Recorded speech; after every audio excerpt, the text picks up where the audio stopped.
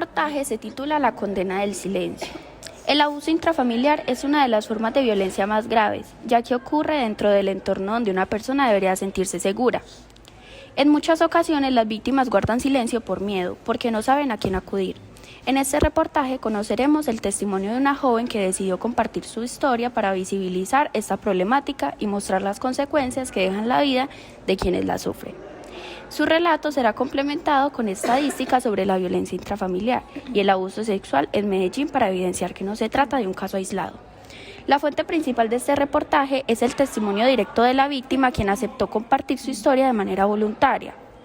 Ahora la entrevistada nos va a contar un poco sobre ella.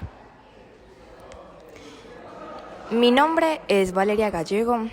Actualmente estoy estudiando la carrera de Fotografía y Comunicaciones. Tengo 15 años y lo que voy a contar siento que me marcó realmente bastante en mi vida. Soy una persona que le gusta bastante todo el tema que tiene que ver con las artes. También me gusta mucho la escritura. Y el día de hoy me animé a contar mi historia para ayudar a aquellas mujeres que no se atreven.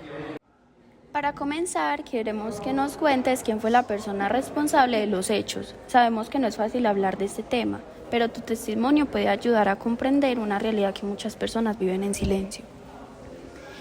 Las personas involucradas realmente siento que son varias, pero principalmente el involucrado es mi padre y mi persona.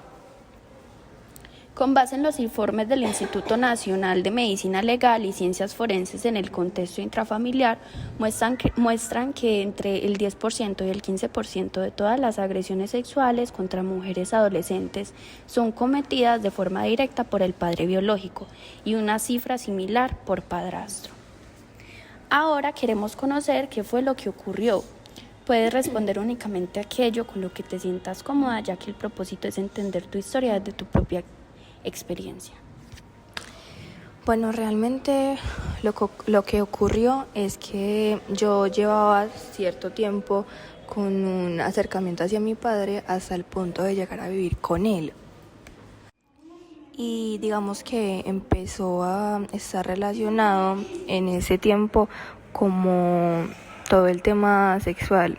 Lo que pasaba es que en muchas ocasiones en las noches yo era testigo de cómo literalmente él se daba autoplacer a mi lado, y esto llegaba a ser bastante incómodo para mí porque yo era una niña pequeña, o sea, yo digamos que tenía conocimientos muy básicos en sexualidad y realmente no conocía mucho de este ámbito.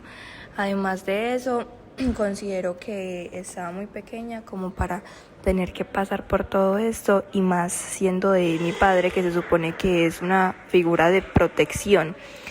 Todo esto circuló durante bastante tiempo, realmente sucedió durante aproximadamente 8 o 9 meses, y todo se dio gracias a que yo me fui a vivir en la casa de él.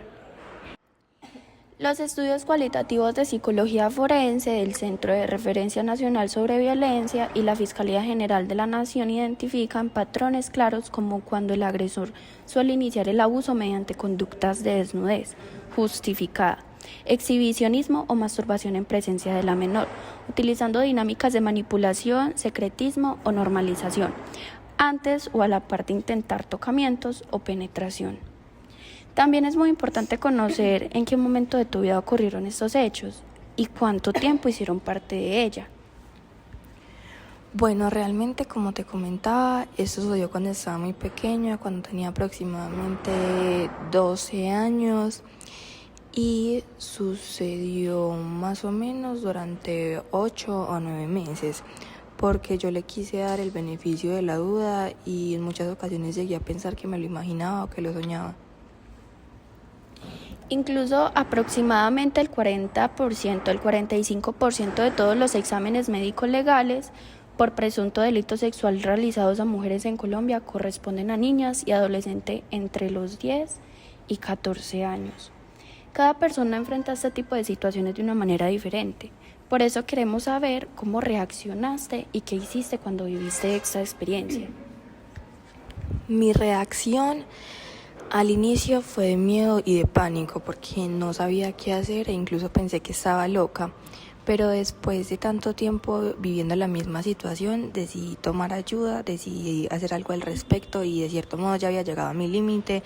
Entonces mi reacción fue buscar un apoyo y una ayuda por parte de mi mamá, y pues luego de esto digamos que de cierta forma tuve ayuda fiscal y por parte de entidades oficiales.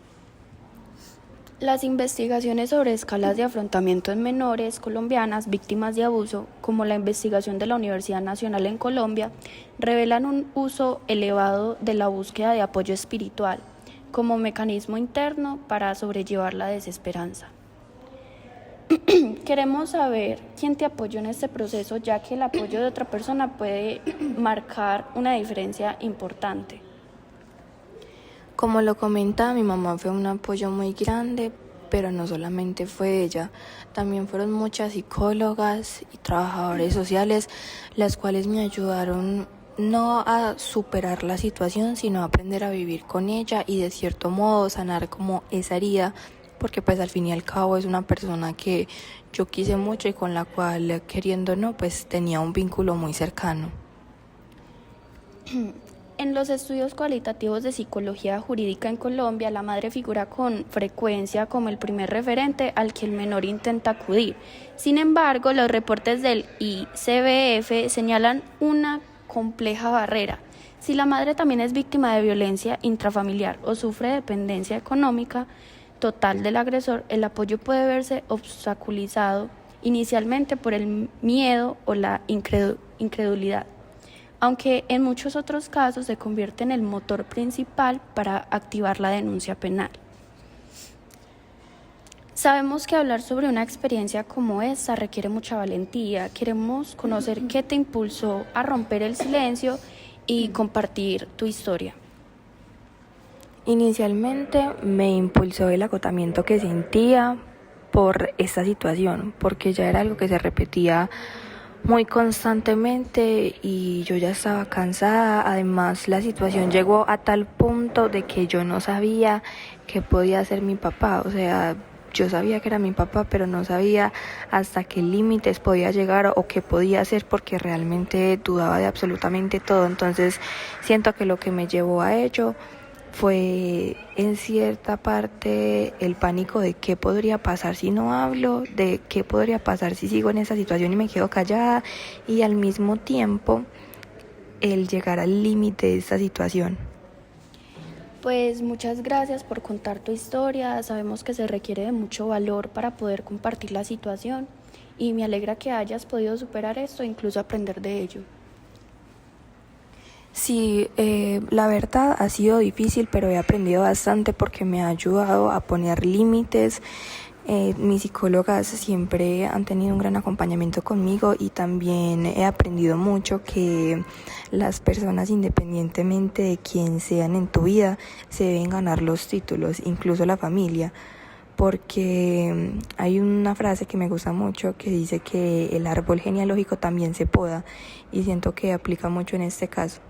De igual forma les agradezco a ustedes por hacerme esta entrevista, porque realmente quiero mostrarle al mundo y más que todo a las mujeres que se puede salir de ahí, se puede hacer algo y que pues realmente es importante que den su testimonio y que actúen sin miedo.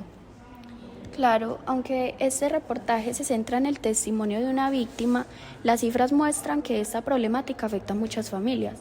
En 2025, Medellín registró 13.663 casos de violencia intrafamiliar, una cifra que evidencia que este tipo de violencia continúa siendo una realidad en la ciudad.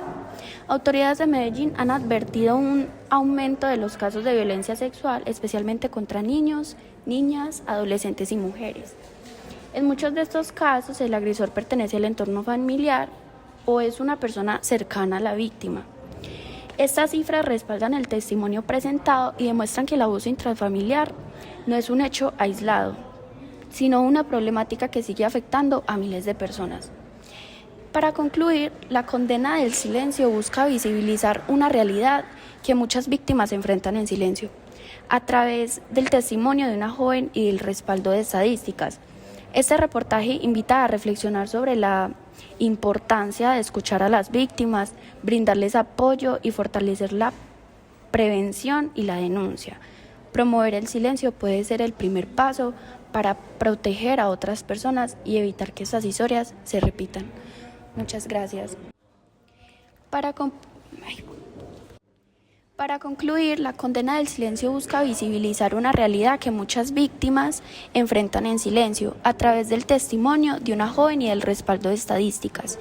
Este reportaje invita a reflexionar sobre la importancia de escuchar a las víctimas, brindarles apoyo y fortalecer la prevención y la denuncia. Romper el silencio puede ser el primer paso para proteger a otras personas y evitar que estas historias se repitan. Muchas gracias.